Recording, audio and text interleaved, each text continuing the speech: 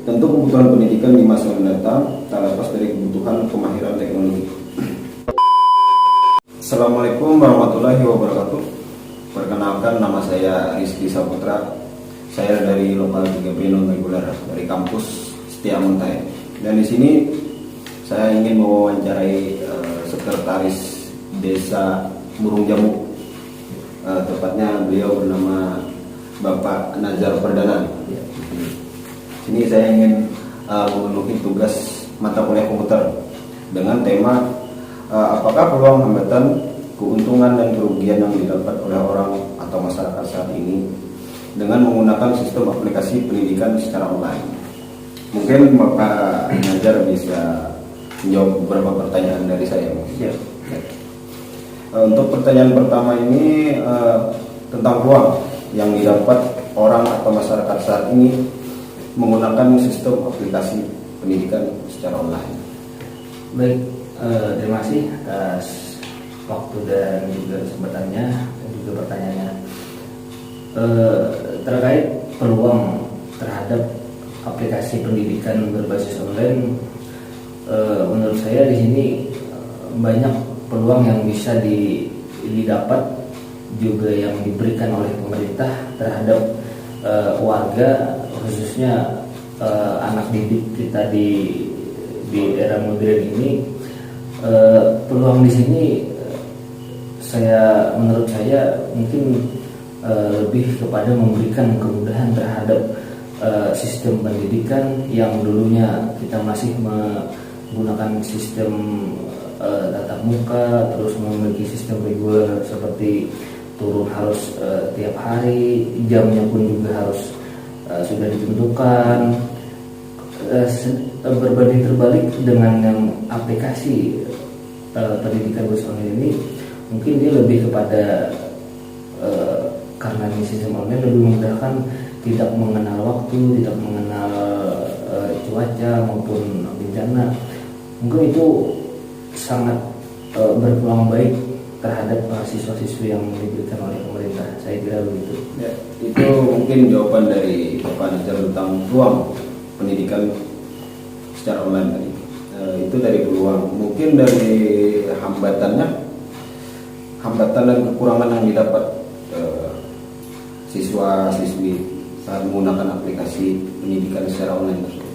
Baik,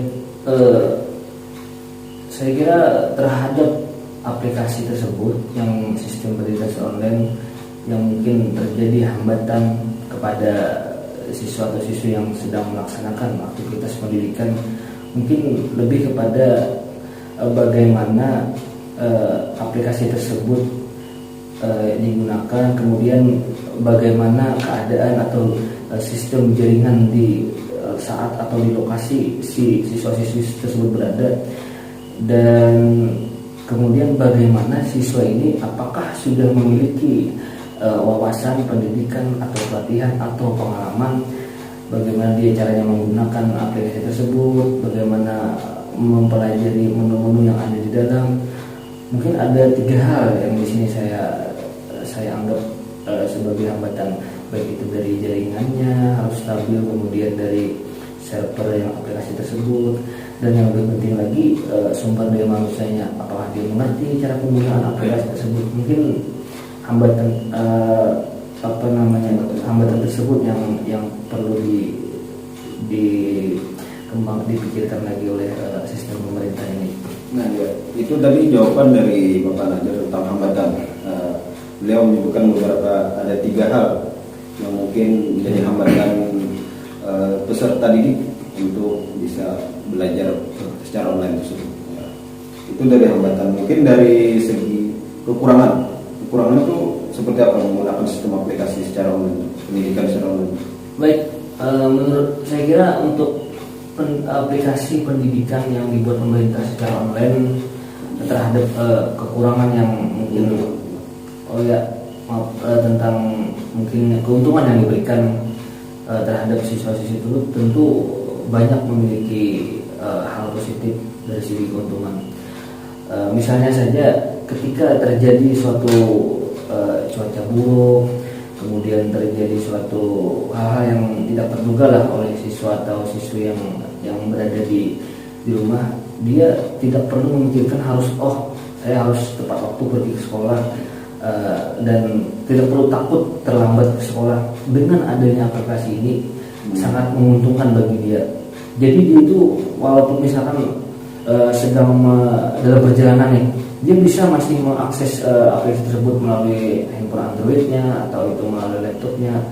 Nah, mungkin saya kira itu yang menguntungkan bagi siswa-siswi tersebut. Ya, itu dari jawaban Pak Najir tentang keuntungan yang bisa didapat mahasiswa atau siswa-siswi terhadap menggunakan aplikasi sistem secara online. Dari itu kan dari segi keuntungannya. Mungkin dari kerugian menggunakan sistem aplikasi secara online, mungkin dari internetnya. Ya. Kalau dari sisi kerugian, menurut saya aplikasi yang dibuat pemerintah ini, mungkin harapan dari pemerintah dan juga pihak yang terkait tentu memiliki perhitungan yang sudah sangat matang. Jadi tentang kerugian itu mungkin sangat kecil lah yang berdampak terhadap pengguna. Mungkin menurut saya di sini ada sedikit kerugian dari segi memenuhi kebutuhan, sebut saja kotanya, mungkin dari segi itu, kemudian dari sistem sosialnya, mungkin dari pengguna internet.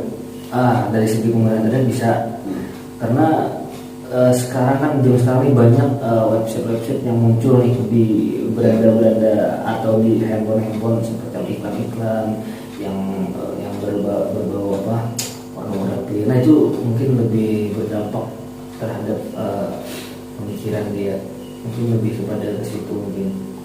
Oke, berarti dari segi pembelajaran mungkin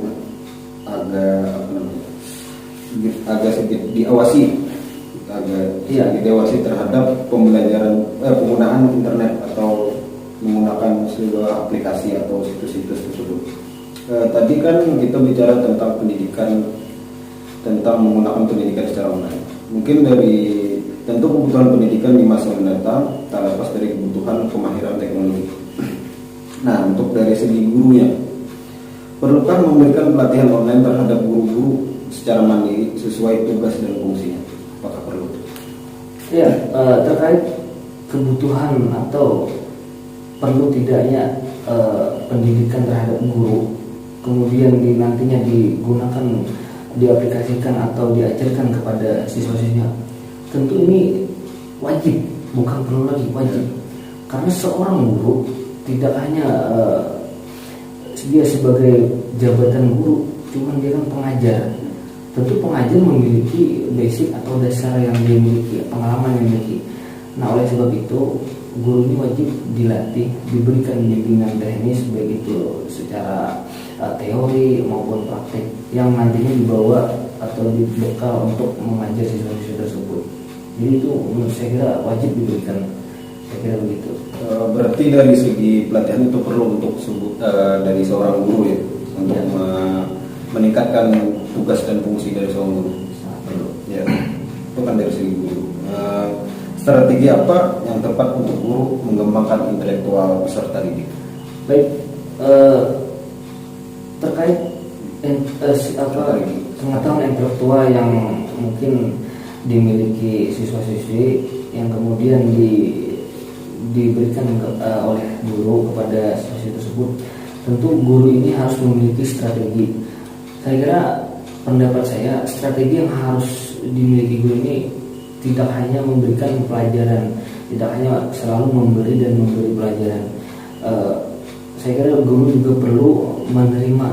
Nah, maksud menerima di sini artinya menerima apa itu masukan-masukan dari siswa-siswi, apa yang mau disampaikan. Karena intelektual itu adalah dari pendapat dan pandangan siswa-siswi. Tentu kan yang namanya intelektual harus menyampaikan pendapat. Nah, disitulah guru bisa menilai gimana tingkat intelektual siswa-siswinya. Ya. Saya kira begitu. Berarti murid bisa meniru apa yang jadi penjelasan dari seorang guru ya tadi. Iya. Ya. Itu kan dari segi guru. mungkin di 2022 ini mungkinkah sekolah online akan bertahan sampai tahun ini?